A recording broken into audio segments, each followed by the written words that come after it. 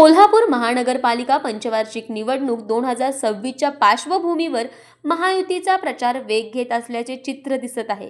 याच अनुषंगाने महायुतीच्या वतीने प्रभाग क्रमांक 9, 10 आणि 20 साठी आयोजित विजय निर्धार सभेला मोठा प्रतिसाद लाभला। या सभेत महायुतीच्या नेत्यांनी उपस्थितांना संबोधित करताना स्पष्ट शब्दात आवाहन केले की येणाऱ्या महानगरपालिका निवडणुकीत महायुतीच्या सर्व उमेदवारांना बहुमताने निवडून द्यावे। कोल्हापूरच्या सर्वांगीण विकासासाठी सक्षम आणि स्थिर नेतृत्व गरजेचे असल्याचे त्यांनी आपल्या भाषणात सांगितले। विशेष बाब म्हणजे या विजय निर्धार सभेला लाडक्या बहिणी मोठ्या संख्येने उपस्थित होत्या। महिलांचा उत्स्फूर्त सहभाग आणि त्यांचा वाढता विश्वास महायुतीसाठी सकारात्मक संकेत मानला जात आहे।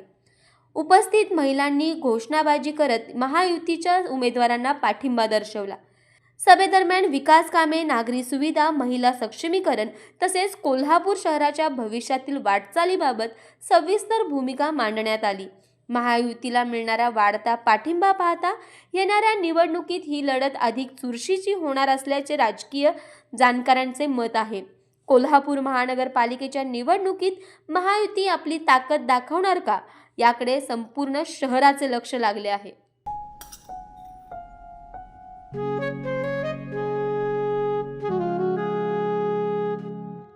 बाबा, आज येताना बासुंदी घेऊन या ना। अगं, कालच आपण आईचा वाढदिवस होता म्हणून आणली होती ना। ऐकलं, गोकुळची बासुंदी पुन्हा खावीशी वाटतेय। खरं सांगू, मलाही खावीशी वाटतेय।